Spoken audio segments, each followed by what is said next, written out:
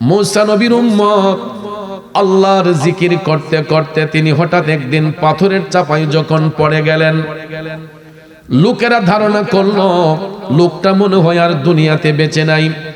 এই ধারণা করে যার যার মতো করে সবাই আপন আপন বাড়িতে চলে গেলেন। তার ধারাবাহিকতায় দিন যায় রাত যায়, দিন যায় রাত যায়, যাইতে যাইতে যাইতে যাইতে 1 মাস নয়, 2 মাস নয়, 3 মাস নয়, 1 বছর নয়, 2 বছর নয়, 3 বছর নয়, 100 বছর নয়, 200 বছর নয়, টানা 300 বছর গত হইয়া গেছে। কত বছর? 300 বছর। 300 বছর যখন পার হইয়া গেল, ভাগ্যের কি পরিহাস, এই পাথরটা এই জায়গা থেকে যখন সরানোর ব্যবস্থা করা হলো, 300 বছর পরে পাথরটা সরানোর পরে দেখা যায় পাথরের চাপায় পড়া একজন আল্লাহর বান্দা, যার জবান থেকে বের হচ্ছে আল্লাহ আল্লাহ আল্লাহ। দুনিয়ার মানুষগুলা সবাই অবাক হয়ে গেল। পাথরের চাপায় পড়লে তো কোনো মানুষ বাঁচে না। সবাই তারে জিজ্ঞেস করলো, ও হে আল্লাহর বান্দা, পাথরের চাপায় পড়লো তো কোনো লোক বাঁচে না, তুমি বাঁচলা কেমনে? লোকটা ডাক দিয়া কয়, হে দুনিয়াবাসীরা, আমি যেই আল্লাহর তাসবিহ আদায় করেছি, আমি যে আল্লাহর প্রশংসা করেছি, আমাকে বাঁচিয়েছেন সেই আল্লাহ। সুবহানাল্লাহ। লোকেরা ডাক দিয়া কয়, আল্লাহর বান্দা, তুমি পাথরের ভিতর থাইকা খাইলা কি? লোকটা ডাক দিয়া কয়, আমি যেই আল্লাহর তাসবিহ আদায় করেছি, সেই আল্লাহ পাথরের ভিতর আমাকে রিজিক দান করেছে। সুবহানাল্লাহ। আমার আল্লাহ পারে কি পারে না? লোকেরা আফসোস করে বলতে লাগলো, হে আল্লাহর বান্দা, তুমি কতদিন যাবত এই পাথরের চাপায় পড়ে আল্লাহর তাসবিহ আদায় করেছ? লোকটা ডাক দিয়া কই, ওহে দুনিয়াবাসীরা, আমি একদিন নয়, 2 দিন নয়, টানা 300 বছর যাবত পাথরের চাপায় পড়ে আল্লাহর তাসবিহ আদায় করছে।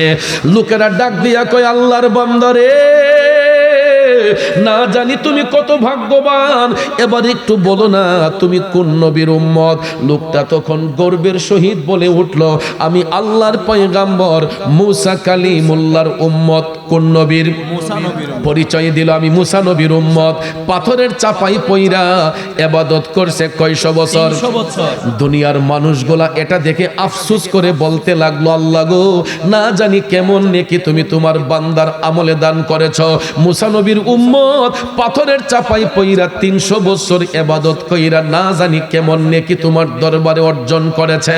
এই বলিয়া দুনিয়াবাসীরা যখন আফসোস করতেছে, আমার আল্লাহ তাআলা কুদরতের নজর দিয়া তাকাইয়া দেখতেছেন। সাথে সাথে আল্লাহ বন্ধু মুসাকে ডাক দিলেন, ওহে বন্ধু মুসা,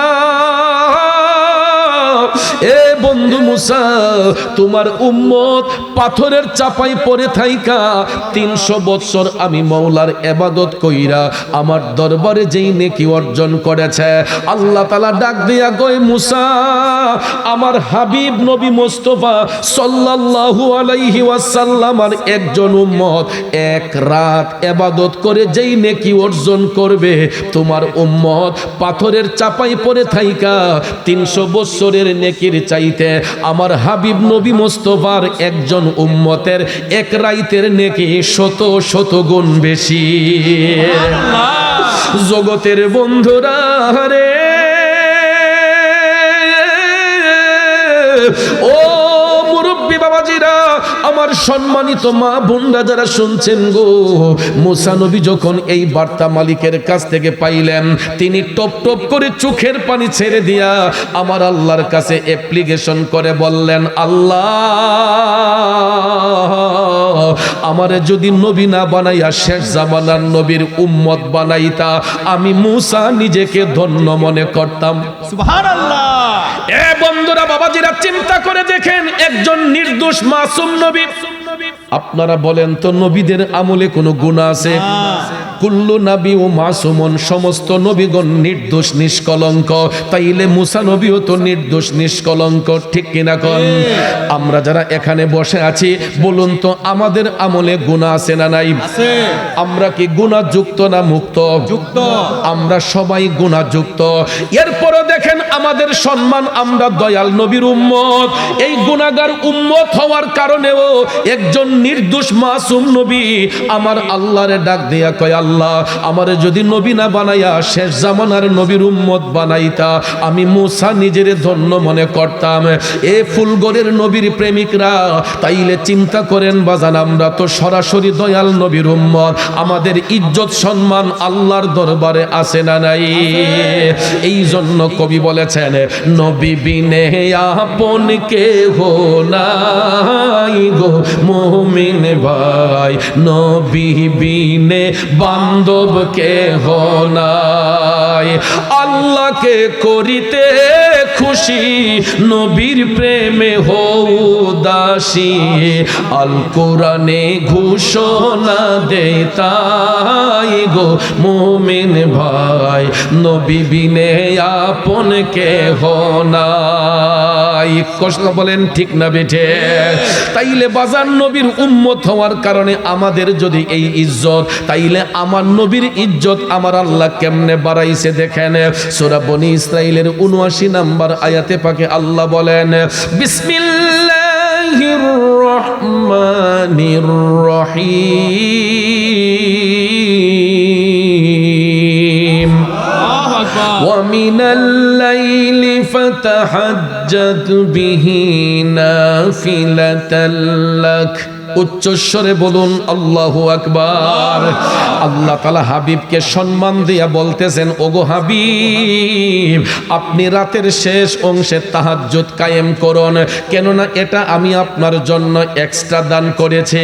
সাথে সাথে আল্লাহ বলে, হাবিব এই ইবাদতের সঙ্গে সঙ্গে আসা আইয়াবআসাকা রাব্বুকা মাকামাম মাহমুদা।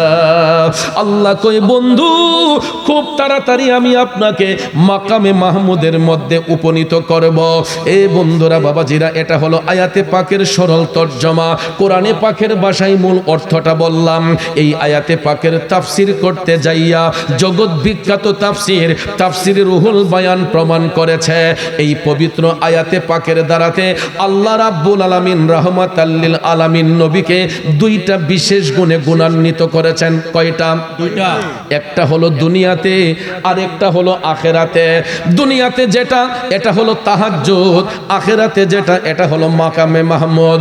কারণ তাহাজ্জুদের নামাজ পড়া আল্লাহ তাআলা আমার নবীর জন্য শর্ত স্বরূপ করেছিলেন, ঠিক কিনা কম? অন্য কোন নবীর জন্য তাহাজ্জুদ পড়া শর্ত নয়, অন্য কোন নবীর উম্মতের জন্য তাহাজ্জুদ পড়া শর্ত নয়। শুধু তাহাজ্জুদ কেন, অন্য কোন নবীর জন্য ওয়াক্তের নামাজ পড়াও শর্ত নয়, অন্য কোন নবীর উম্মতের জন্য ওয়াক্তের নামাজ পড়াও শর্ত নয়।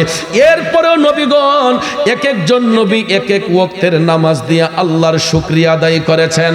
বন্ধুরা আমার, বাবাজিরা, আমার নবীর জন্য তাহাজ্জুদের নামাজটা শর্ত স্বরূপ ছিল বিদায় আজও পর্যন্ত দেখবেন মক্কা শরীফ মদিনা শরীফের মধ্যে ওয়াক্ত মোতাবেক আজান হয় 6 বার। কয়বার? 6 বার।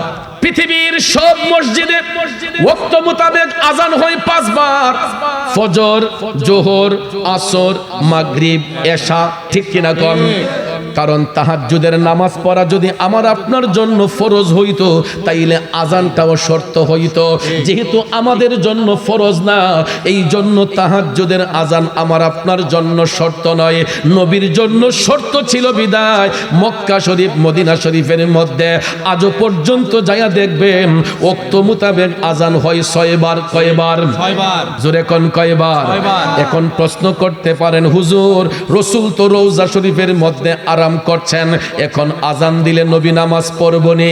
হে আমার ভাইরা, সুন্দর প্রশ্ন করেছেন, উত্তরটাও সুন্দর, শুনে নেন। আল আম্বিয়াউ আহিয়াউন, সমস্ত নবীগণ জিন্দা। শুধু আমাদের নবী নয়, আল আম্বিয়াউ আহিয়াউন, সমস্ত নবীগণ জিন্দা। কোথায়? ফি কুবুরিহিম, আপন আপন রওজা পাকে ইউসাল্লু,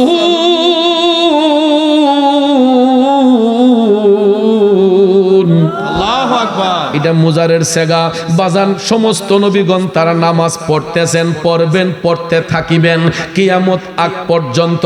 সুবহানাল্লাহ কম। শুধু আমাদের নবী নয়, সমস্ত নবীগণ জিন্দা আপন আপন রওজা পাকে তারা নির্দিষ্ট টাইমে সালাত আদায় করেন এবং তারা আল্লাহর পক্ষ থেকে রিজিক প্রাপ্ত। সুবহানাল্লাহ। কথা কোন ঠিক কিনা? এই জন্য বাজান আমার নবী হায়াতুন নবী, জিন্দা নবী, এখনো রসুল নামাজ পড়তেছেন বিদায় মক্কা শরীফ মদিনা শরীফে নবীজির সম্মানে ওয়াক্ত মোতাবেক 6 বার আজান প্রদান হয়। কিন্তু পূর্বের যুগের কোন নবীর জন্য 5 ওয়াক্তের নামাজ পড়াও শর্ত ছিল না।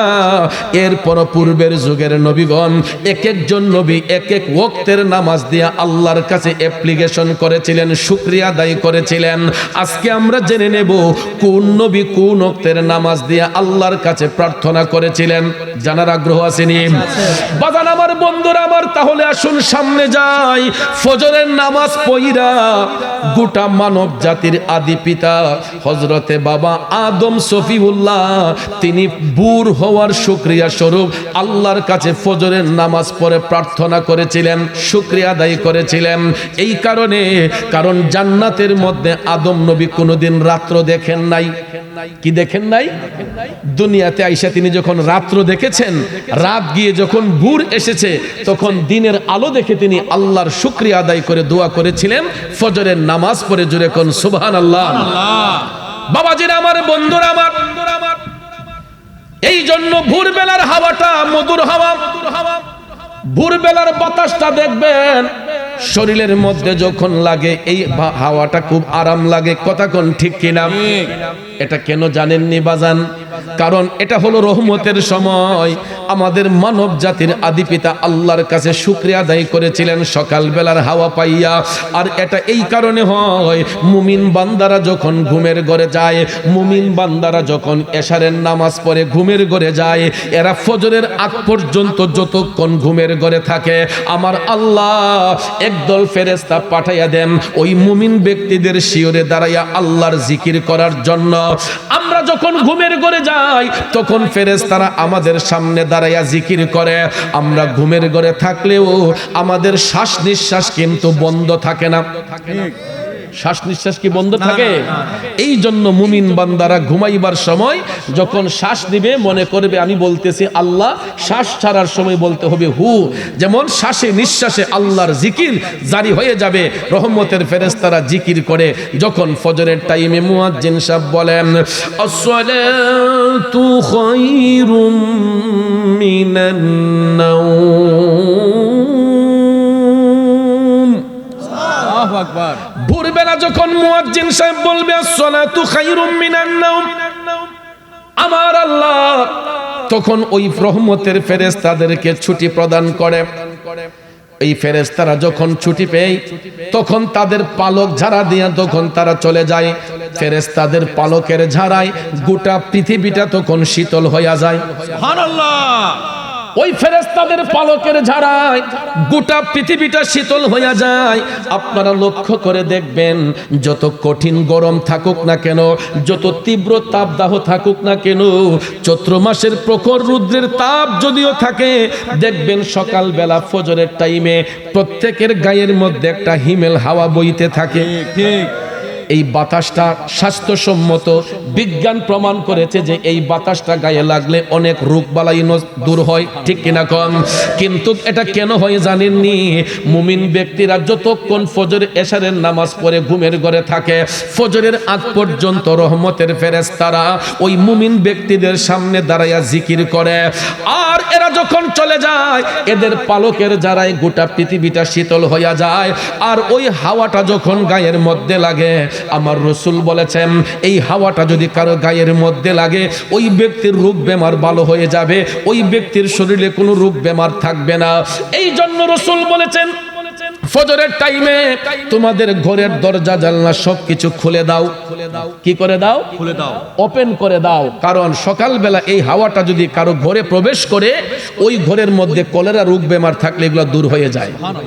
কোনো বদ নজর থাকলে, আলগা নজর থাকলে এইগুলা দূর হয়ে যায়। কিন্তু আমরা কি তা করি? না না আমরা তার উল্টো ভাবে চলি। দিনকে রাত বানিয়ে ফেলেছি, রাতকে দিন বানিয়ে ফেলেছি। কথা বলেন ঠিক কিনা? সারাটা রাত মোবাইল ফোন টিপতে টিপতে টিপতে এমন একটা সময় আমাদের চোখের মধ্যে ঘুম আসে, যখন মুয়াজ্জিন সাহেব বলেন হাইয়া আলাস সালাহ, আসো নামাজের দিকে আসো। যখন মুয়াজ্জিন সাহেব বলে আসসালাতু খায়রুম মিনান নাওম, ঘুম থেকে নামাজ ভালো, তখন আমাদের দেশের কিছু রেডিমেড মুসল্লিরা কয় না হুজুর আমাদের ঘুমটাই ভালো। নাউজুবিল্লাহ। ওরে কেমন করে ঘুমাও তুমি, কেমন করে ঘুমাও তুমি, ফজর করে কাজা, এমনও তো হতে পারে জোহরে জানাজা। ঠিক না বেঠিক? ফুলগড়ের বাবাজিরাম, রঙের গোড়া কয়দিন দৌড়াবো, রং তামাশা করে জিন্দিগি যাবে না রে বাজান। কবর কিন্তু আমাদের সবাইকে হাতছানি দিয়া ডাকতেছে। যত রঙের গোড়া দৌড়াই না কেন, এই রং তামাশা করে জিন্দিগি যাবে না। যেই কোনো সময় মৃত্যুর ডাক চলে আসবে। আজরাইল আসিয়া প্রাণ করিব হরণ, হাই গো আজরাইল আসিয়া প্রাণ করিব হরণ। ওরে নিজ গুণে সাহেব আল্লাহ করবা নিবারণ, আমার উপায় কি তখন আমার আল্লাহ নিরঞ্জন, না জানি কি হালে আমার হইব মরণ। বন্ধুরে,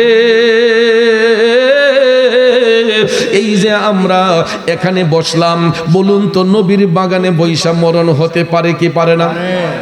আমরা যে রাস্তা দিয়ে হাঁটাচলা করি, মরণ হইতে পারে কি পারে না?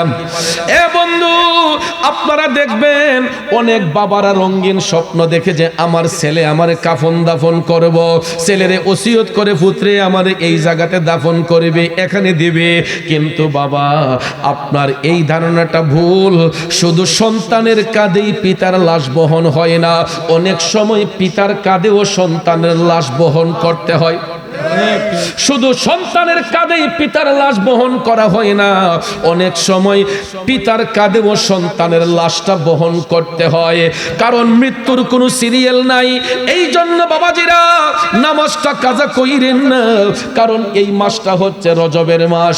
আমার নবী রজব মাসে মৌলা পাকের দিদারে যাইয়া উম্মতের গুনার বোঝা হালকা করার জন্য এই নামাজটাই নিয়ে এসেছিলেন। ঠিক কিনা কন? ফজরের নামাজ পড়া আল্লাহর দরবারে অ্যাপ্লিকেশন করেছিলেন হযরতে বাবা আদম সফিউল্লাহ। কারণ তিনি জান্নাতে রাত্র দেখেন নাই, বুর হওয়ার শুকরিয়া স্বরূপ হিমেল হাওয়া পাইয়া তিনি আল্লাহর কাছে অ্যাপ্লিকেশন করে শুকরিয়া আদায় করেছিলেন। আসুন সামনে যাই। জোহরের নামাজ পড়ে আল্লাহর কাছে অ্যাপ্লিকেশন করেছিলেন। উনি হচ্ছেন গোটা মানব জাতির, গোটা মুসলিম মিল্লাতের আদি পিতা, গোটা মুসলিম মিল্লাতের আদি পিতা হযরতে বাবা ইব্রাহিম আলাইহিস সালাম। এটা কেন জানেননি? আপন পুত্র শিশু ইসমাইল আলাইহিস সালামকে কুরবানি করার জন্য ঐতিহাসিক মিনার ময়দানে যখন নিয়েছিলেন, আপন পুত্রের গলার মধ্যে যখন ছুরি চালাইতে গেলেন আল্লাহর হুকুমে, যখন তিনি গলার মধ্যে ছুরিটা চালাইবেন, সাথে সাথে আল্লাহ ওই ছুরির মুখে পিতল লাগাইয়া দিছে, তামা লাগাইয়া দিয়া আল্লাহ তাআলা ডাক দিয়া কই, জিবরাইল, ও জিবরাইল, আমার বন্ধু ইব্রাহিম পরীক্ষার মধ্যে জয়লাভ করেছে, তাড়াতাড়ি যাও জান্নাত থেকে একটা দুম্বা নিয়ে হাজির হইয়া যাও, শিশু ইসমাইলের জায়গার মধ্যে শোয়া দাও। সঙ্গে সঙ্গে শিশু ইসমাইল আলাইহিস সালামের জায়গায় আমার আল্লাহ জান্নাতি পশু জবাই করার ব্যবস্থা করে দিয়া শিশু ইসমাইল আলাইহিস সালামকে উদ্ধার করালেন। ইব্রাহিম নবী পরীক্ষাতে জয়লাভ করেছেন, আপন পুত্রকে মৌলা পাকের কাছ থেকে জীবিত ফিরত পাইয়া তিনি জোহরের টাইমে জোহরের নামাজ পড়া আমার আল্লাহ পাকের শুকরিয়া আদায় করেছিলেন। সুবহানাল্লাহ। সুবহানাল্লাহ। এরই ধারাবাহিকতায় আসরের নামাজ পড়া মহান আল্লাহর কাছে আরেকজন পয়গম্বর শুকরিয়া আদায় করেছিলেন। ওনার নাম হচ্ছে হযরতে উজাইর আলাইহিস সালাম। নাম কি? হযরতে উজাইর আলাইহিস সালাম। তিনি আসরের নামাজ পড়া আল্লাহর কাছে চোখের পানি ছাইরা শুকরিয়া আদায় করেছিলেন। এটার কারণ হলো ওনার ইন্তেকালের 100 বছর পরে। কয় বছর? 100 বছর। আপনারা বলেন আল্লাহ চাইলে মরারে জিন্দা করতে পারে কিনা? জিন্দারে মরা বানাইতে পারে কিনা? এই জন্য কবি কয় তুমি রাখো কি বা মারো এই দয়া করো থাকিতে যেন তোমায় না ভুলিও থাকিতে যেন তোমায় না ভুলি বন্ধুরে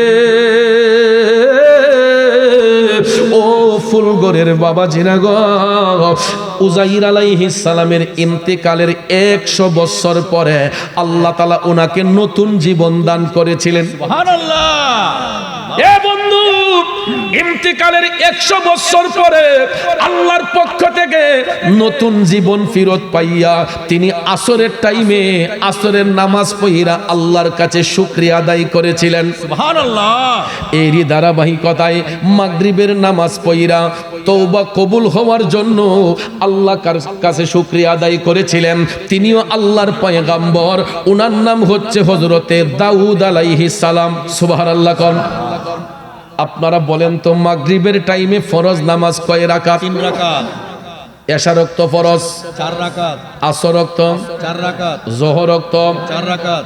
এ ফুলগড়ের বাবাজিরা বন্ধুরা যোহরে 4 রাকাত ফরজ আসরে 4 রাকাত ফরজ এশাতে 4 রাকাত ফরজ মাঝখানে মাগরিবের টাইমে 4 রাকাত ফরজ হলে কি কোনো অসুবিধা ছিল? না। তাইলে মাগরিবের টাইমে 3 রাকাত নামাজ আল্লাহ ফরজ করলেন কেন? কোনদিন কি এটা নিয়ে গবেষণা করছেন? ভাবছেন?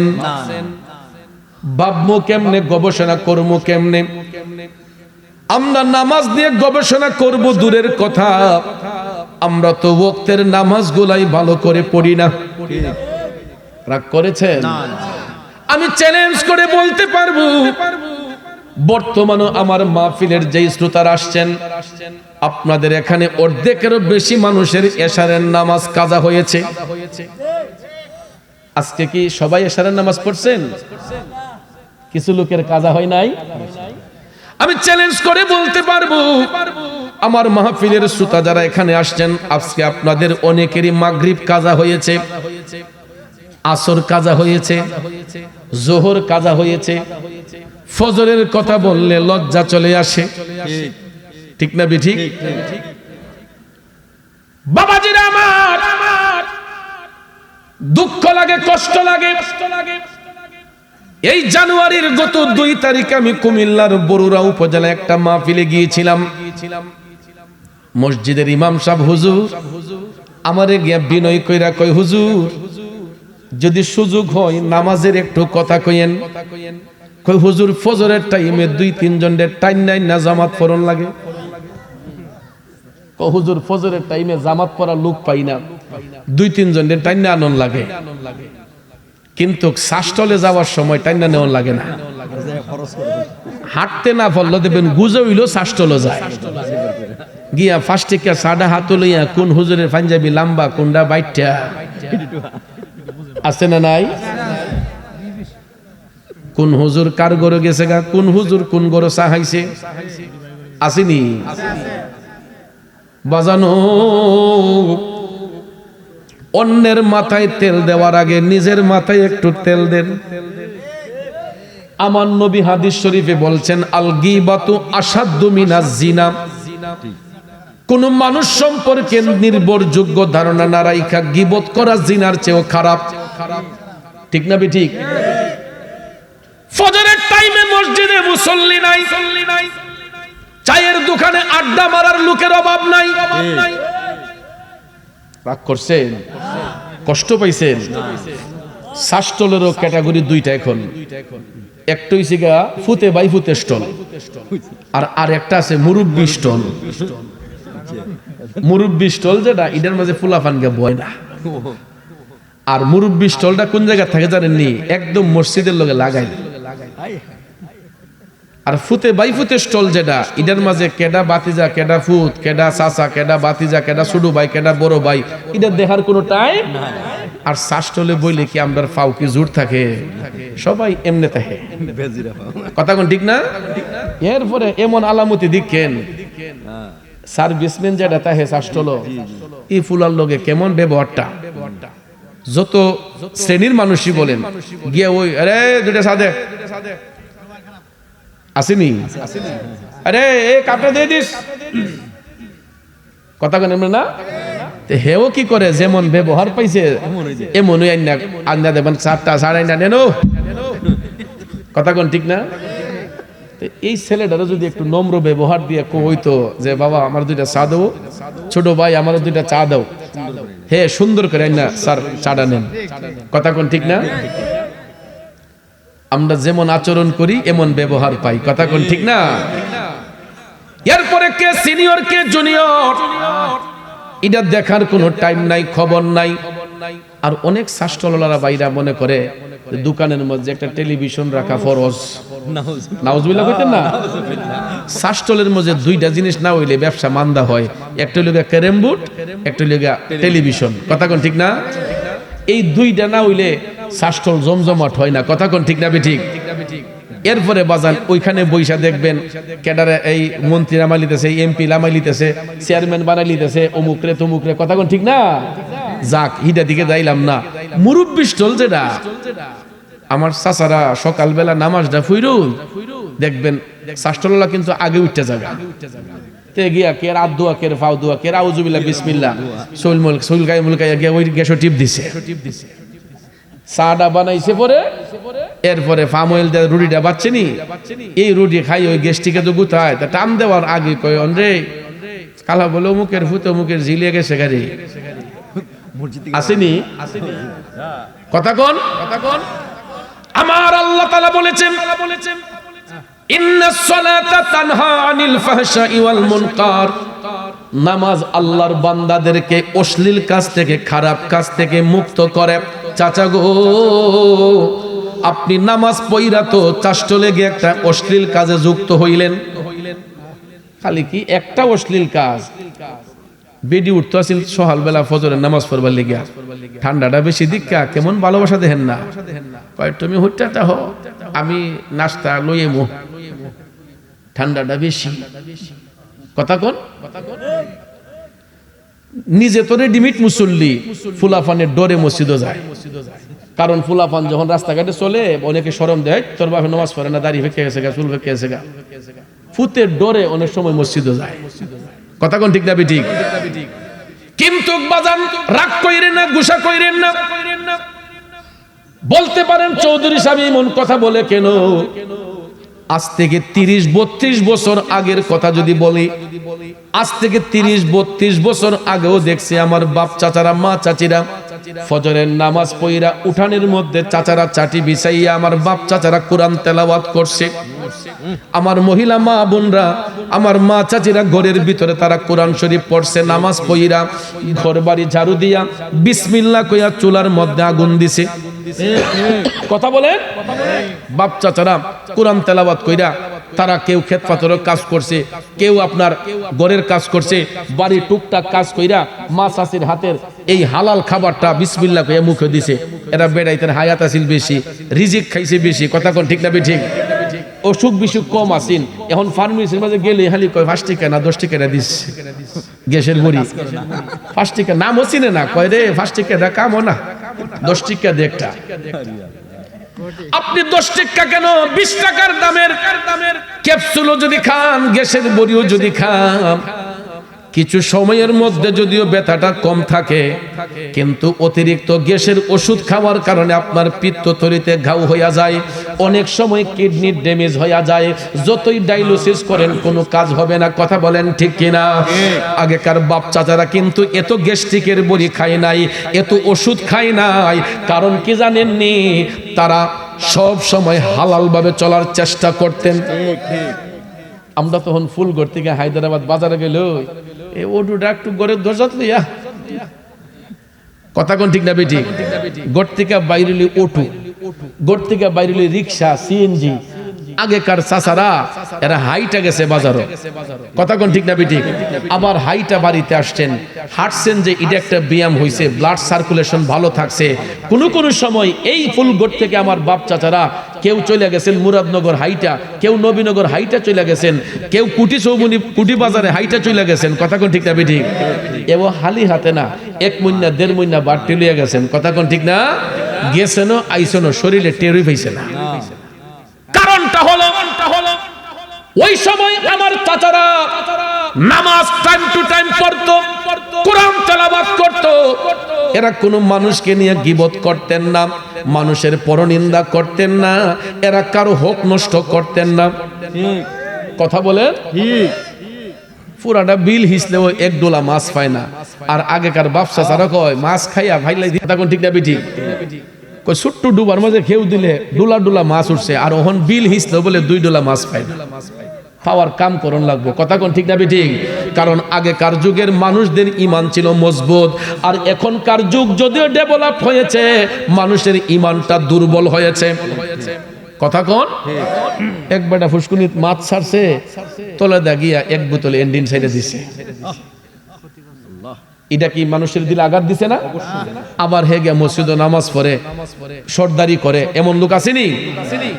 আরে মন ভাঙ্গে না মসজিদ ভাঙ্গে, ভাঙ্গে আমার আল্লাহর ঘর, ভাঙ্গে আমার আল্লাহর ঘর। মন মন্দিরে আল্লাহর বাড়ি, ব্যথা দিস না তার ভিতর। নামাজ পড়তে পড়তে কপালে যদি কালো দাগ পড়ে যায়, কেউ যদি কারো হক নষ্ট করে, ওই হকদার যতক্ষণ হক থেকে মুক্ত না দিবে, মাফ না দিবে, ততক্ষণ পর্যন্ত নামাজ পড়াও কোনো কাজ হবে না, ঠিক না বেঠি? এই জন্য বাজান আমার বন্ধুরা, আমার আগেকার যুগের মা চাচিরা, বাপ চাচারা ফজরের নামাজ পড়তেন, কোরআন তেলাওয়াত করতেন। মা চাচিরা ঘর বাড়ি ঝাড়ু দিয়া বিসমিল্লাহ বইলা চুলাতে আগুন দিতেন, আর ওই রান্না যখন তারা পরিবেশন করতেন, এটা শুটকির ভর্তা হইল, খাইতে মজা লাগতো। কথা কোন ঠিক না বেঠিক? আর ওহনকার যুগের মা চাচিরা কি আউযুবিল্লাহ বিসমিল্লাহ সুঙ্গাদা ফু দেওয়ান লাগে না, ঘরে ঘরে এলপি গ্যাস, ওইটা টিপ মারলে আগুন ফাল দুইটা জায়গা, মেস টুকা দেওয়ান লাগে না, সুঙ্গাদা ফু দেওয়ান লাগে না। কথা কোন ঠিক না বেঠিক? এটা টিপ মারলে আগুন ফাল দুইটা জায়গা। এরপরে দেখবেন সারা রাত মোবাইল টোবাইল টিপা দুজনে টিপছে, চাচাও টিপছে, এ ভিডিও টিপছে, টিপা সেইরা ঘুমাইছে যে এখন ফজরের নামাজ কেন্দ্র হইছে, এরা খবরই নাই। এরপরে কয় এই কোষ্টা হাইতাম না, পাঁচাত করতেছি, ঘুম থেকে উঠতে হাত মুখ না দিয়ে গিয়ে চুলার টিপ মারছে। এই খাবারের মাঝে কোনো মজা আছে? বরকত আছে? এটা খাইলে পেটে ট্রাবল হবে, গ্যাস্ট্রিক হবে, আলসার হবে। আর খাবারটা যদি হালাল ভাবে আমার আপনার পেটে যেত, যদি আমাদের ইনকামের টাকা হালাল ভাবে বিসমিল্লাহর সহিত ওই খাবারটা পেটে গেলে আমাদের রোগ বালাই দূর হতো। কথা কোন ঠিক কিনা? এই জন্য বাজান আমি আপনাদেরকে যেই কথাটা বলেছিলাম, নামাজ নিয়ে গবেষণা করব দূরের কথা, আমরা ওয়াক্তের নামাজগুলাই ভালো করে পড়তে চাই না। শুধু কি একদিন, দিনের পর দিন, মাসের পর মাস চলে যায়, আমরা মসজিদের মধ্যে প্রবেশ করতে চাই না। কথা বলেন ঠিক না বেঠিক? আবার কিছু রেডিমেড মুসল্লি আছে, আপনারা দেখবেন ইডি গিয়া মসজিদে গিয়া শুক্রবারে সবার আগে খালি যদি মুতুল্লি খালি কয় যে নামাজের পরে 2টা কথা আছে, কেউ যাইয়েন না, ঠিক না বেঠিক? এমন লোক আসেনি? নামাজির যে কত কিসিমের নামাজি, কিছু কিছু নামাজি আছে ভাব দেখাই না নামাজি, কিছু কিছু নামাজ আছে এটি শুক্র আলী, ওয়াক্তের নামাজও নাই, এটি যায় শুধু শুক্রবারে নামাজ পড়ার জন্য। রজবের চাঁদ, এই জন্য কথাগুলা বলছি, কষ্ট হইতেছে আপনাদের? বাজান হাসছেন না, আরো কিছু কিছু রেডিমেড নামাজি আছে, এটি শুক্রবারও নাই, ওয়াক্তের নামাজও নাই, কিন্তু ঈদের নামাজও ঠেক্কা পরে, আবার বিয়ার পরে শ্বশুর বাড়ি যদি যায় তখন দেখবেন সে পাক্কা মুসল্লি হয়ে যায়। আছেন এরকম জামাই? এক নতুন জামাইয়ে, কথাটা কুমুনি কষ্ট হইব বাজান, এক নতুন জামাইয়ে বিয়া কইরা 2.5 লাখ হাঁটতে গেছে। আপনারা কি ফিরা যাত্রা কোন 2.5 লাখ? 2.5 লাখ হাঁটতে গেছে। তো ভাগ্যক্রমে এই দিন বৃহস্পতিবার, অন রাত ফুয়াইলি জুম্মা, জামার ভিতরে খালি টুকটুপি করতেছে, গায়ে হারি এমন দিন আইলাম শ্বশুর বাড়ি, আজকা যদি নামাজ না পড়ি তো মানছে কোবা জামাই বিয়ার দো। কথা কোন ঠিক না? সারা রাত চিন্তা ভাবনা করতেছে, কিতা করি কিতা করি, যাক সামনের মুসল্লিরা যেমনে যেমনে পড়ে পিছন থেকে দিককা সাইরা কোন সুরে তাই পড়া জীবনে তো পড়ছে না। এরপরে সকালবেলা ঘুম থেকে উঠে গোসলটা কইরো পাঞ্জাবি লাগাইতেছে।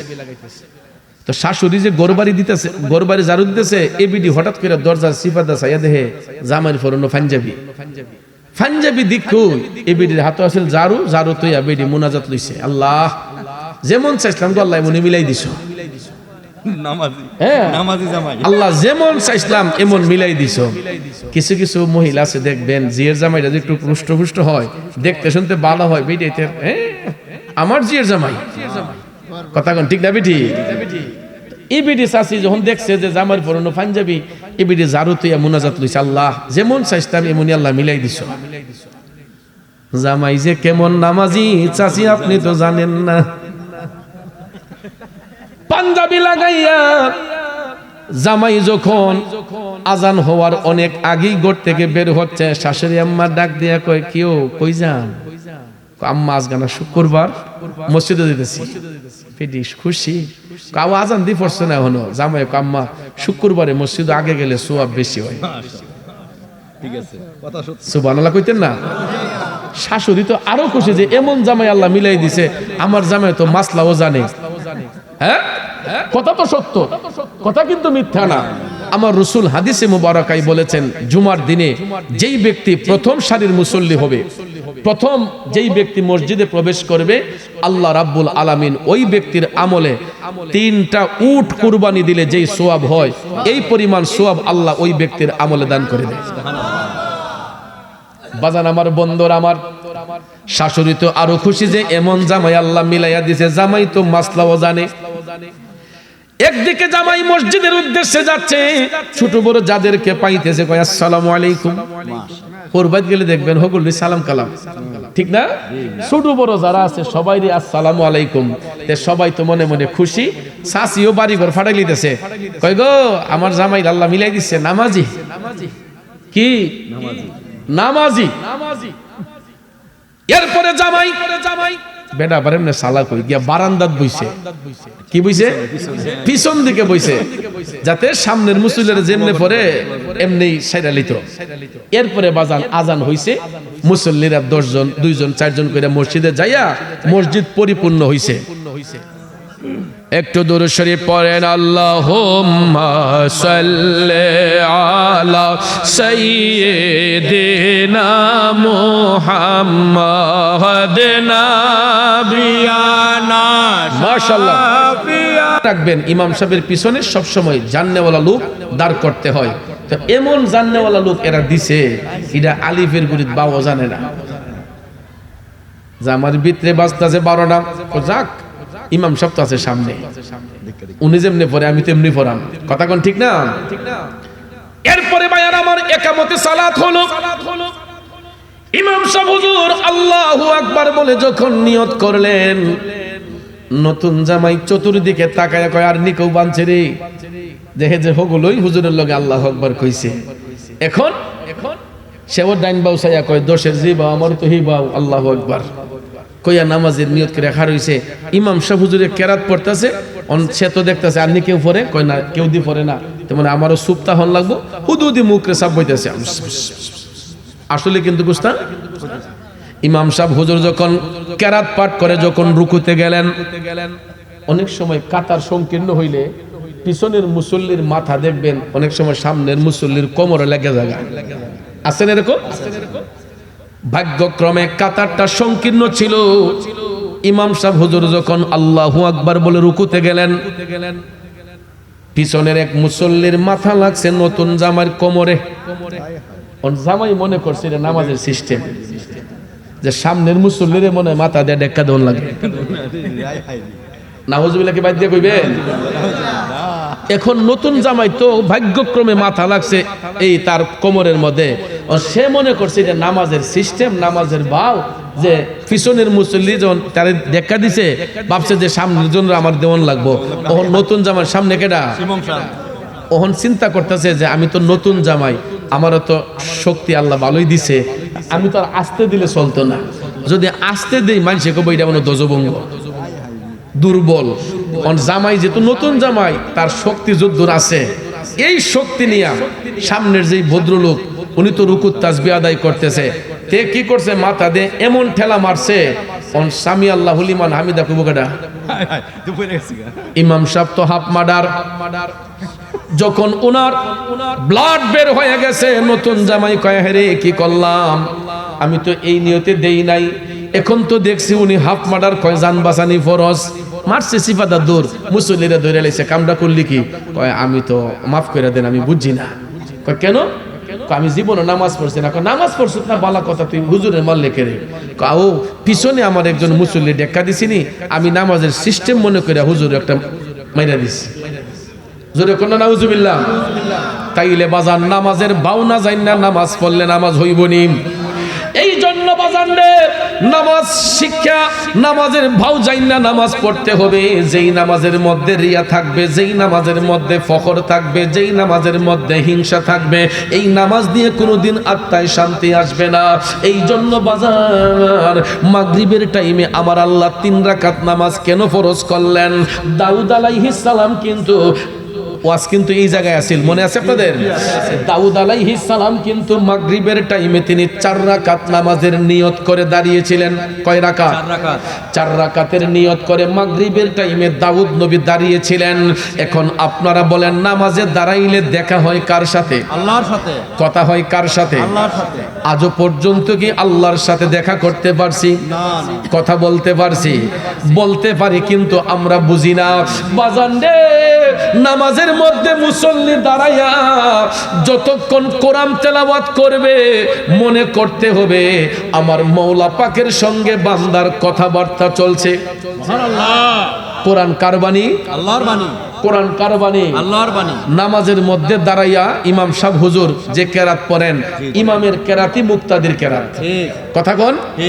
ইমামের কেরাতি মুক্তাদির কেরাত। যখন আমরা ইক্তেদাইতু বিহাজাল ইমাম বলে ফেলি, তখন আমরা ধারণা রাখতে হবে যে ইমামের কেরাতি আমাদের কেরাত। ইমাম সাহেব কেরাত পড়া যেই সওয়াব, মুক্তাদির আমলে সেই সওয়াব। সুবহানাল্লাহ কোন? কিন্তু আমরা নামাজের মধ্যে দাঁড়াইলে কথা বলবো, দেখা করবো দূরের কথা। অনেক সময় দেখবেন হুজুর যদি কেরাতটা একটু লম্বা করে, নামাজ শেষে মুসল্লিরা ইমাম সাহেব হুজুরে অনেকেই থ্রেড মারে, কি হুজুর আজকে কোরআন শরীফ কি পুরাটাই শেষ করলেন? নিলে কুদ্দুর বাইকটা করে ফোরন জানা, নাউজুবিল্লাহ কইতেন না? এরপরে দেখবেন কিছু আচার বিচারও বইলে অনেক সময় কিছু কিছু ফাতি সর্দার আছে, হুজুর আগে টিপ মারে, হুজুর কুদ্দুর শর্ট করে ফিরে আছে না নাই? হুজুর কুদ্দুর শর্ট করে লেন। এ বাবাজিরা, আমার বন্ধুরা, আমার সব জায়গার মধ্যে তামাশা চলে না। নামাজে কেরাত লম্বা হবে না বাড়তি হবে, লম্বা হবে না শর্ট হবে, আপনি বলার কে? ইমাম সাহেব হুজুর যদি বিবেকবান হয়, উনি উনার মতো করে নামাজ আদায় করাবে, ঠিক এরকম। এই জন্য বাজান নামাজের মধ্যে ইমাম সাহেব হুজুর যতক্ষণ কেরাত পাঠ করেন, বুঝতে হবে আল্লাহর সাথে বান্দার কথাবার্তা চলতেছে। এই জন্য বন্ধু, নামাজ কোনো ঠাট্টা মস্করার ইবাদত নয়। নামাজ এমন একটা ইবাদত, আল্লাহর বান্দাদেরকে অশ্লীল কাজ থেকে, বেহায়াপনা থেকে মুক্ত করে আনে। এই জন্য দাউদ আলাইহিস সালাম তিনি যখন মওলার ধ্যানে মাগরিবের টাইমে 4 রাকাত নামাজের নিয়তে দাঁড়িয়েছিলেন, তিনি নামাজের মধ্যে দাঁড়ায়া তওবার আয়াত তেলাওয়াত করতেছেন। কিসের আয়াত? সূরা তওবার আয়াত তিনি তেলাওয়াত করতেছেন। তেলাওয়াত করতে করতে মওলা পাকের সঙ্গে কথা বইলা 1 রাকাত নামাজ পড়লেন, 2 রাকাত নামাজ পড়া তাশাহুদ পড়া উঠলেন, 3 রাকাত নামাজ পড়া উঠবেন। এমন সময় আমার আল্লাহ কুদরতের জবান দিয়া ডাক দিয়া কয়, বন্ধু দাউদ, তোমার তওবা কবুল হয়ে গেছে। সুবহানাল্লাহ। এবার তুমি সালাম ফিরাইয়া নাও। আল্লাহ রাব্বুল আলামিন দাউদ আলাইহিস সালাম থেকে তিনি যদিও 4 রাকাতের নিয়ত করে দাঁড়িয়েছিলেন, 3 রাকাত নামাজের ভিতরেই আল্লাহ দাউদ নবীর তওবা কবুল করে বললেন, দাউদ তুমি সালাম ফিরাইয়া নাও। সঙ্গে সঙ্গে যখন আল্লাহর পক্ষ থেকে হুকুম আসছে, তিনি যদিও 4 রাকাত নামাজের নিয়তে দাঁড়িয়েছিলেন, 3 রাকাত নামাজ পড়ার পরে আল্লাহ সালাম ফিরানোর আদেশ দিলেন। এখান থেকে তাফসিরে রুহুল বয়ান প্রমাণ করেছে, এই কারণে আমার আল্লাহ দাউদ নবীকে সালাম ফিরানোর আদেশ দান করলেন, কারণ মাগরিবের সময়টা হলো শর্ট টাইম, ঠিক না ঠিক? মাগরিবের সময়টা থাকে কম, এই জন্য এটা আখেরি ওয়াক্ত।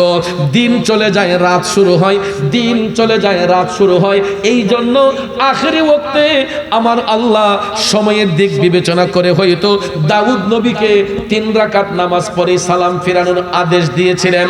যেই কারণে কিয়ামত পর্যন্ত দাউদ নবীর সম্মানে আমার আল্লাহ উম্মতে মুহাম্মদের জন্য মাগরিবের টাইমে 3 রাকাত ফরজ হিসেবে কবুল করে নিয়েছেন। কেউ কি 1 রাকাত বাড়াতে পারবে? না। কমাতে পারবে? না। পড়তে হবে কয় রাকাত? 3 রাকাত। কিয়ামত পর্যন্ত দাউদ নবীর সম্মানে উম্মতে মুহাম্মদীরা মাগরিবের টাইমে 3 রাকাত নামাজি ফরজ আদায় করবে। এ বন্ধুরা আমার, বাবাজিরা, গভীর মনোযোগ, এখানে একটু খেয়াল করে দেখবেন, মাগরিবের টাইমে কিন্তু লম্বা সূরা দিয়ে হুজুররা নামাজ পড়ায় না, এখানে একটু শর্ট সূরা পড়তে হবে। ফজরের টাইমে লম্বা সূরা পড়তে হবে, ফজরের টাইমে সূরা লম্বা হতে হবে, ফজরের টাইমে সূরা দীর্ঘ হবে, আয়াতে পাক যত বেশি পড়া যায় তত সওয়াব। কেন? এই ফজরের টাইমে অনেক মানুষ ঘুমের ঘর থেকে ত্যাগ করে ওযু করবে, ইস্তেনজা করবে, কইরা মসজিদে আসতে আসতে তাদের একটা সময় লেগে যায়, যাতে করে সুন্নত পড়ে তারা জামাতে শরীক হতে পারেন। এই জন্য ফজরের টাইমে কেরাত একটু লম্বা হবে। কথাটা কি বুঝে আসছেন? ভাইয়ের আমার, বন্ধুরা আমার, মাগরিবের টাইমে সূরাটা একটু শর্ট হবে। কেন? এই মাগরিবের সময়টা হচ্ছে আখেরি ওয়াক্ত। আমি পড়তে জানি তাই বলে লম্বা হবে না। এবং অনেক সময় দেখবেন কিছু কিছু হুজুররা মাগরিবের নামাজে দাঁড়ালে মুসল্লির শব্দ যদি বাইরে পায়, তাইলে চিন্তা করে যে সূরা একটু লম্বা করে লাই। আছেন এরকম? নামাজ কিন্তু বরবাদ হয়ে যাবে যদি মুসল্লির চিন্তা করে আপনি কেরাত লম্বা করেন। কারণ আপনার অন্তরে তখন আল্লাহর ভয় নাই, আপনি মুসল্লির দিকে নজর করেছেন, আপনি মুসল্লির কথা চিন্তা করেছেন, মওলা পাকের ভয় নাই। এই জন্য সব সময় এই দিকে দৃষ্টিপাত করতে হবে। কারণ ওই মুসল্লি যদি জামাতের মধ্যে শেষের তাশাহুদটা যদিও পাওয়া যায়, তাইলে পূর্ণ জামাতের সওয়াব পেয়ে যাবে। তাড়াহুড়ার কোনো প্রয়োজন নাই, লম্বা করার কোনো প্রয়োজন নাই।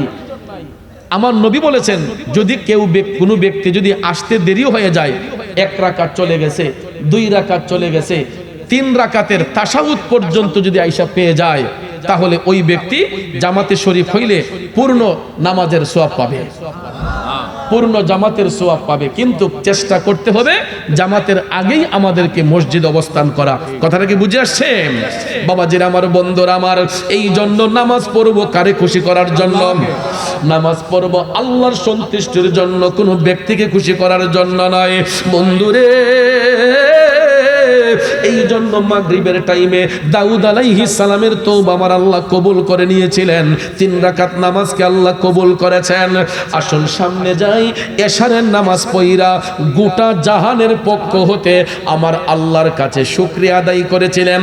গোটা পৃথিবীবাসীর জন্য, গোটা পৃথিবীবাসীর পক্ষ হতে আল্লাহর দরবারে শুকরিয়া আদায় করেছিলেন। এশারের নামাজ পড়া আমাদের নবী রহমাতাল লিল আলামিন। জুরে জুরে কন্যা সুবহানাল্লাহ। এই হলো 5 জন পয়গম্বর, 5 জন নবীর 5 ওয়াক্তের নামাজ পড়ার বিবরণ। কিন্তু বাজার পূর্বের যুগের কোন নবীর জন্য 5 ওয়াক্তের নামাজ শর্ত স্বরূপ ছিল না। অন্য কোন নবীর উম্মতের জন্য 5 ওয়াক্ত নামাজ শর্ত স্বরূপ ছিল না।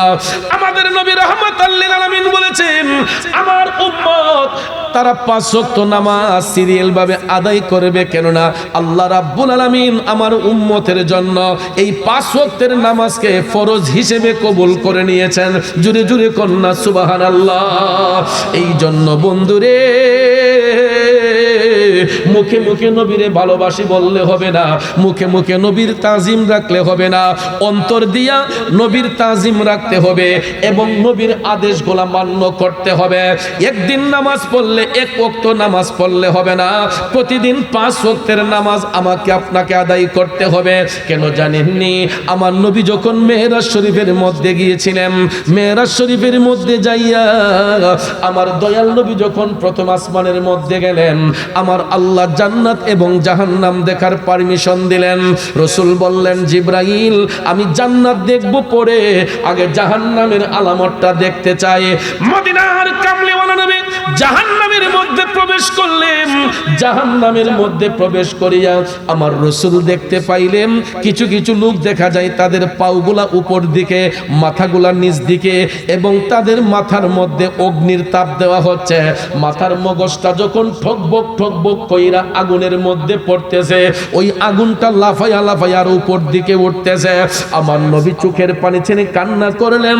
জিবরাইল আলাইহিস সালাম ডাক দিয়া কই, নবী গো, ওগো মায়ার নবীজি, এরা আপনার উম্মতের মধ্যেই একদল লোক দুনিয়ার জমিনে এরা নামাজ কাজা করত। কি করত? ইয়া রাসূলুল্লাহ, এরা মসজিদের পাশ দিয়ে হেঁটে যাইতো, কিন্তু মসজিদের মধ্যে প্রবেশ করত না। আছে না নাই? দেখবেন আজানের টাইমে ডরাইয়া কেউ মসজিদের দ্বার দিয়ে যায় না, যদিও কোনো কারণে যায় ছাত্রীটারে বেহা কইরা দেখবেন রুই 60টা জায়গা। কেউ যদি কয় ও জামাতটা পরেন না, আইতাছে আইতাছে আইতাছে আইতাছে আইতাছে কইয়া দেখবেন জামাত শেষ। কথা কোন ঠিক না ঠিক? আপনি চিটারি বাটপারি কয়দিন করবেন আমার আল্লাহর সাথে, কয়দিন ধোঁকাবাজি করবেন? আমার নবী বলেছেন ওই ব্যক্তিগুলাকে যারা জামাত কাজা করে, জামাতের সহিত নামাজ পড়তে চায় না, মসজিদ পাশে নাই কেউ মসজিদে যাইতে চায় না। একটু আগে আমার উসমান গনিও চমৎকার বলে গিয়েছে, আমিও রজব মাস বিদায় এই কথাটা আপনাদেরকে স্মরণ করিয়ে দিয়ে যাই। মসজিদের পাশ দিয়ে হেঁটে যাচ্ছে, মসজিদের মধ্যে যায় না। রাসূল বলেছেন এদের পাগুলা থাকবে উপর দিকে, মাথাটা থাকবে নিচের দিকে, এবং তাদের মাথার মধ্যে অগ্নির তাপ দেয়া হবে।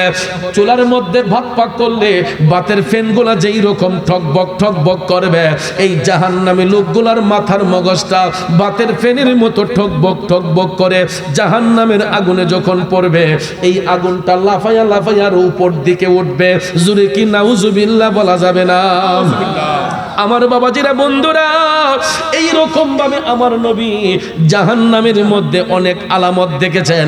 যারা নেক আমল করে নাই, যারা বদ আমল করেছে, খারাপ কাজ করেছে, মানুষের হক নষ্ট করেছে, এই লোকদের আযাবের দৃশ্য আমার নবী জাহান্নামে দেখেছেন। এ বন্ধুরা, বাবাজিরা, এবার জাহান্নাম দেখার পরে আমার রাসূল যখন জান্নাতের মধ্যে প্রবেশ করলেন, সুবহানাল্লাহ কোন, হঠাৎ করে নবী দেখতেছেন বিশাল আকারের এক একটা প্রাসাদ, আর এক একটা প্রাসাদে এক একজন লোক 70 জন বেহেশতের হুর গেলমা তাদের সেবা করতেছে। সুবহানাল্লাহ। বেহেশতের হুর কয়জন? 70 জন। শুধু তাই নয়, 70,000 ফেরেশতাও আমার আল্লাহ এই প্রাসাদের চতুর্পার্শ্বে নিয়োজিত করেছেন এদেরকে সিকিউরিটি দেওয়ার জন্য। কয় হাজার ফেরেশতা? তখন আমার নবীর কাছে সাহাবায়ে কেরাম জানতে চাইলে রাসূল বলেছেন এটা হলো সর্বনিম্ন জান্নাতি, যারা দুনিয়াতে নামাজ পড়ছে, জান্নাতের একদম নিচের স্তর যাদের থাকবে, আলা দরজা না, জান্নাতের দরজার মধ্যে কিন্তু স্তর আছে। কথা কোন ঠিক না ঠিক? জান্নাতেরও স্তর আছে, 8টা জান্নাতের, এক একটা জান্নাতের এক একটা স্তর আছে। রাসূল বলেছেন সর্বনিম্ন জান্নাতি যারা 5 ওয়াক্ত নামাজ পড়ে, যারা হালাল রিজিক ভক্ষণ করে, সাধারণ জান্নাতি যারা, এদের জন্য আল্লাহ রাব্বুল আলামিন জান্নাতের মধ্যে এক একটা প্রাসাদ, আর এই প্রাসাদের আয়তন সম্পর্কে রাসূল বলেছেন দুনিয়ার সারা পৃথিবীর আয়তন যতটুক, সারাটা পৃথিবীর আয়তন যতটুক, রাসূল বলেছেন যে এক একটা সাধারণ জান্নাতের জন্য এই পৃথিবী সমান এক একটা জান্নাত আল্লাহ বানায় রাখছে। সুবহানাল্লাহ।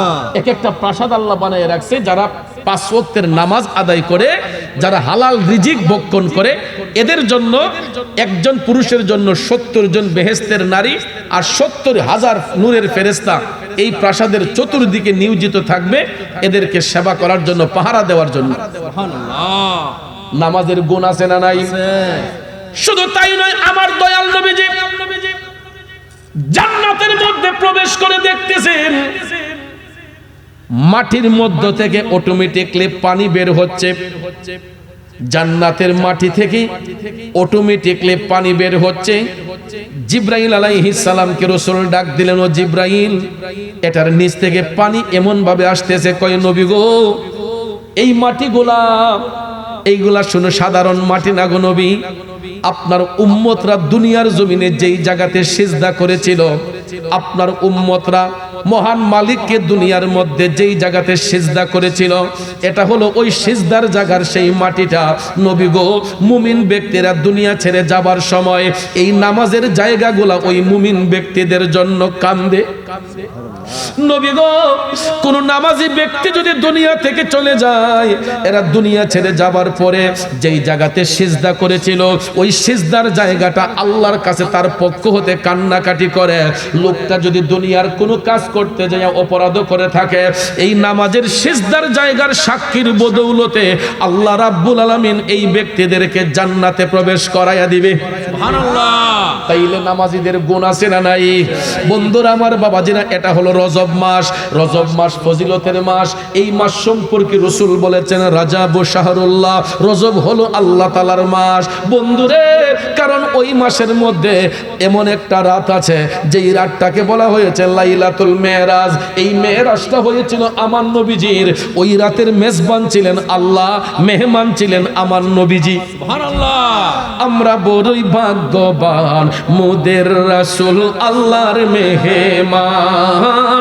আমরা বড়ই ভাগ্যবান, মোদের রাসূল আল্লাহর মেহমান। ঠিক কিনা কোন? বন্ধুরা আমার, বাবাজিরা আমার, আল্লাহ মেহমানকে দাওয়াত করার কারণ হলো আল্লাহর কুদরতি এই কালামের মধ্যে যত আশ্চর্যান্বিত বিষয় আছে সব কিছু আপন হাবিবকে দেখাইবার জন্য, জানাইবার জন্য আমার আল্লাহ এই মেরাজ সফরের আয়োজন করেছিলেন।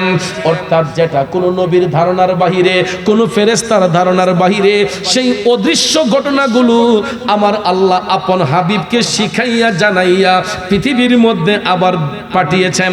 দয়াল নবী কি শিখতে আসছেন না শিখাইতে আসছেন?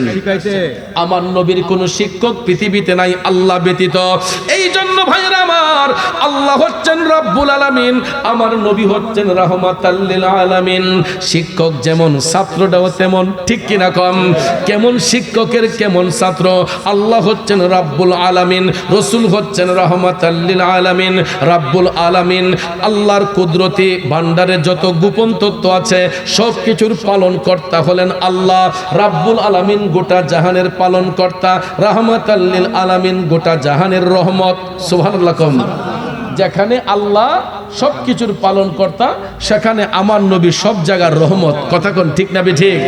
এই জন্য বাবাজিরা আমার, বন্ধুরা আমার, দয়াল নবী পৃথিবীর কারো কাছ থেকে শিক্ষা গ্রহণ করেন নাই, বরঞ্চ আমার নবী গোটা সৃষ্টি জগৎকে শিক্ষা দেওয়ার জন্য এসেছেন। আর রাসূল যদি না শিখাইতেন, আজকে কবর সম্পর্কে আমরা জানতাম না, হাসর সম্পর্কে জানতাম না, মিজান সম্পর্কে জানতাম না, ফুলসিরাত সম্পর্কে জানতাম না। ঠিক কিনা কর? একমাত্র রাসূল দেখেছেন বিদায় আজকে নবী আয়েশা আমাদেরকে শিখিয়েছেন যে জান্নাতের এই অবস্থা, জাহান্নামের এই অবস্থা, কবরের এই অবস্থা, হাসরের এই অবস্থা দয়াল নবী দেখে এসেছেন।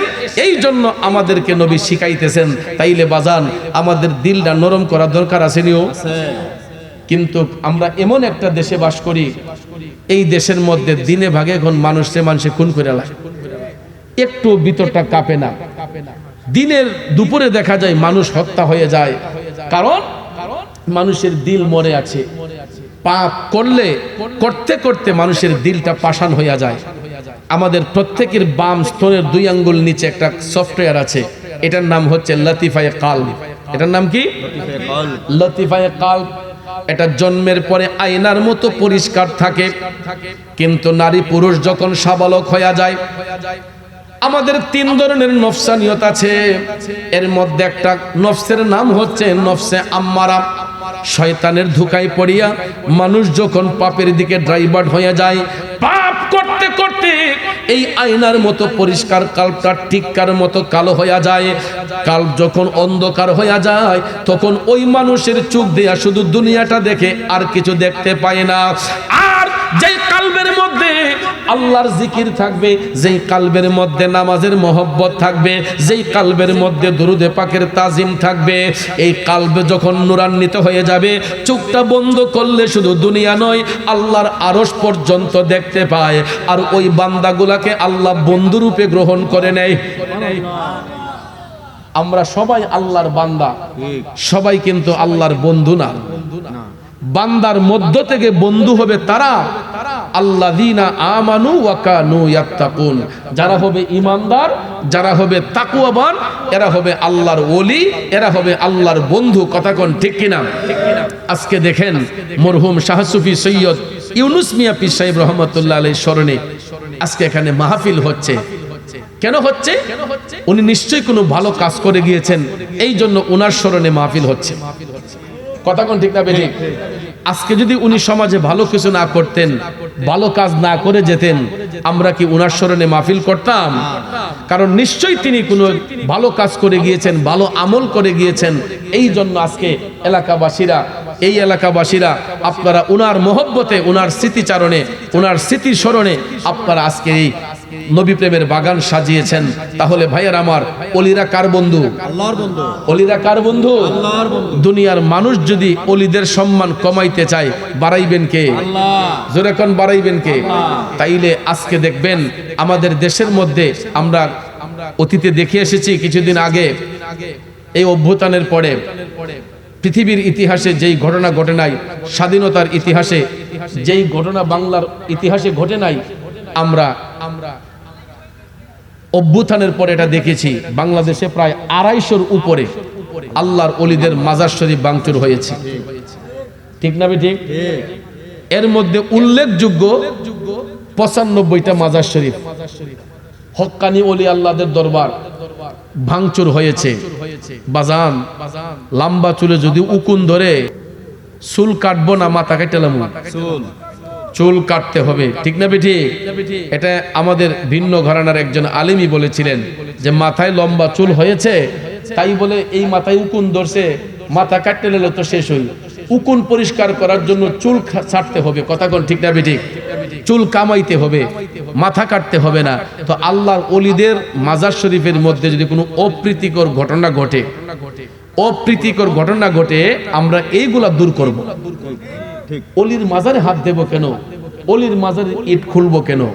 এইগুলা কোনো সভ্য সমাজে হতে পারে না। আপনারা হয়তো দেখেছেন এই মাজার শরীফের ইটগুলা যারা ভেঙেছে, যারা মাজার শরীফে হামলা করেছে, এরা কেউ কিন্তু হিন্দু পাড়ার লোক না, খ্রিস্টান পাড়ার লোক না, বৌদ্ধ পাড়ার লোক না। এদের মুখে আছে দাড়ি, মাথায় আছে টুপি, পরনে পাঞ্জাবি, এরা লেবাসদারি আলেম। ঠিক না বেটি? ছদ্মবেশী আলেম নামের মূর্খ আলেম। একজন হক্কানি আলেমের দ্বারা ওলিদের মাজারের উপর হামলা হতে পারে? এটা স্বাধীনতার ইতিহাসে কেউ দেখছেন বলে মনে হয় না। যেটা হয়েছে এই বাংলার ইতিহাসে, ভাইয়ের আমার, আল্লাহর ওলিরা হচ্ছেন এই জমিনের ছায়া, খুঁটি। ঠিক না বেঠিক? নাইলে আমি আপনি যে অন্যায় অপরাধ করি, আমাদের অন্যায় অপরাধে এই জমিনটা কবেই ধ্বংস হইয়া যাইত। ঠিক না বেঠিক?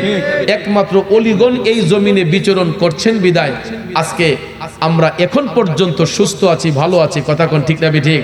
তো এই জন্য আমি বিনয় করে বলবো, আল্লাহর ওলিদেরকে ভালোবাসবেন, ওলিদেরকে তাজিম করবেন। কারণ ওলিরা তো আমাদের হক নষ্ট করছেন না।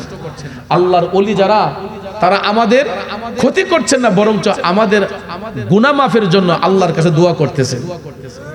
ওনারা নিজেদের জন্য, আমাদের গুনাহ মাফের জন্য আল্লাহর কাছে দোয়া করতেছেন। এই জন্য ভাইয়ের আমার, আল্লাহর ওলিদেরকে ভালোবাসবো।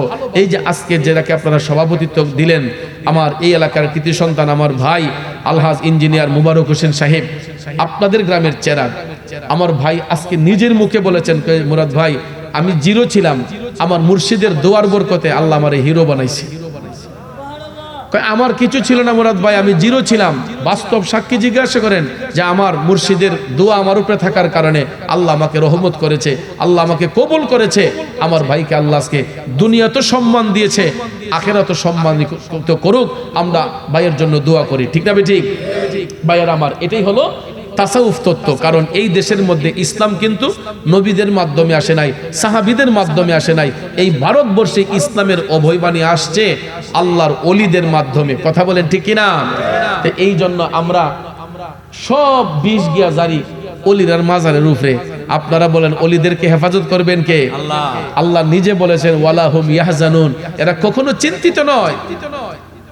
আল্লাহ বলেছেন আলা ইন্না আউলিয়া আল্লাহে লা খাউফুন আলাইহিম ওয়ালা হুম ইয়াহজানুন। সূরা ইউনূসের ৬২ নম্বর আয়াতে পাকে আল্লাহ তাআলা এখানে রেড সিগন্যাল দিয়ে বলেছেন সাবধান, ইন্না আউলিয়া আল্লাহে, নিশ্চয়ই আমার বন্ধু যারা হবে, লা খাউফুন আলাইহিম, তাদের কোনো চিন্তা নাই, ভয় নাই, দুনিয়াতে নাই, আখিরাতে নাই। আল্লাহ কয় ওয়ালা হুম ইয়াহজানুন, এরা কখনো চিন্তিত হবে না, পেরেশান্বিত হবে না। তাদের হেফাজত করেন কে? আল্লাহ। আমরা যদি ইউনূস মিয়া পীর সাহেবের স্মরণে মাহফিল নাও করি কোনো অসুবিধা নাই, আল্লাহ তার বন্ধুর সম্মান বাড়াইবি। কথা কোন ঠিক না বেঠিক? আল্লাহ তার বন্ধুর সম্মান বাড়াইবেই। এরপর আপনাদেরকে মুবারকবাদ জানাই, ধন্যবাদ জানাই যে আপনারা এই একজন ব্যক্তির স্মরণে, মহান ব্যক্তির স্মরণে আপনারা এই মাহফিলটা আঞ্জাম দিয়েছেন। প্রতি বছর আপনারা এই মাহফিলটা চালু রাখবেন, তাইলে দেখবেন এলাকার মধ্যে রহমত আসবে। আর এই মাহফিল হওয়াতে শুধু আমরাই আজকে খুশি না, এলাকার কবরবাসীর রুহু আরো বেশি খুশি। এরা অপেক্ষা করতেছে কবরবাসীরা যে কখন আমরা হাত তুলে দোয়া করে বলবো আকুর রাব্বির হামহুমা কামা রব্বায়ানি সগীরা। এই শব্দটার অপেক্ষা করতেছে আমাদের কবরবাসীর রুহগুলা। এই জন্য মাহফিলগুলা ফজিলতময় মাহফিল, এইগুলাকে আমরা অনেক সময় মনে করি মাহফিল ফতিরাই তুইতেছে কেড়ে যাইতাম, কিন্তু ভাইয়া এই যে জায়গাটা খালি রাখছেন বৈশা বৈশা, এই জায়গাগুলা হাসরের ময়দানে আমার নবীর কোর্টে সাক্ষী দিবে যে ইয়া রাসূলুল্লাহ, আপনার বাগান সাজানোর পরও এরা এই বাগানে বসে নাই। আল্লাহ রাব্বুল আলামিন তখন বলবেন কুদরতের জবান দিয়া যে আমি অবশ্যই আমি আল্লাহর কুদরতের নজর ছিল সেই মাহফিলে। আমি আল্লাহ তোমাদের অন্তর্যামী, তোমরা বাহিরে ঘোরাফেরা করেছো, আমার হাবিবের বাগানকে পরিপূর্ণ করে নাই। তখন আল্লাহর আদালতে কি জবাব দেব? নবীর কোর্টে কি জবাব দেব? ভাইয়ের আমার, এই জন্য মাহফিল চেষ্টা করবেন দিনী আলোচনা শোনার জন্য। নবীর বাগানে এসে বৈশা আমরা আলোচনা শুনবো। আজকে 15 বছর যাবত এই মাহফিল, একটু ভাইবা দেখেন এই 15 বছরের ভিতরে কতগুলা নারী পুরুষ আজকে অন্ধকার কবরে চলে গেছে। যারা এই মাহফিলে শ্রম দিয়েছেন আজকে হয়তো তাদের মধ্যে অনেকেই নাই, তা আমরাও একদিন থাকবো না, স্মৃতিগুলা থাকবে, গাছের জায়গায় গাছ থাকবে, ঘরের জায়গায় ঘর থাকবে, এরকম সব কিছু ঠিক থাকবে, আমরা থাকবো না। কথা কোন ঠিক কিনা? এই জন্য কবি বলেছেন এই পৃথিবী যেমন আছে তেমনি ঠিকই রবে, সুন্দর ওই পৃথিবী ছেড়ে একদিন চলে যেতে হবে রে মন, চলে যেতে হবে। ঠিক কিনা বলেন? এই জন্য বাজান পায়ে হাত ধরে বলে যাব, যা কিছু করছে না কেন আজকের মাহফিল থেকে ওয়াদা করব আর কোনোদিন নামাজ ছাড়ব না, আর কোনোদিন মিথ্যা বলবো না, আর কোনোদিন মা বাবার মনে কষ্ট দেব না, আর কোনোদিন সমাজ বিরোধী কোনো কাজ করব না। তাইলেই দেখবেন মাহফিলটা সার্থক হয়ে যাবে। ঠিক না ঠিক? আল্লাহ যেন আমাদের সবাইকে সহি বুঝ দান করে, সৎ পথে চলার তৌফিক দান করে। আমরা সবাই বলি আমিন।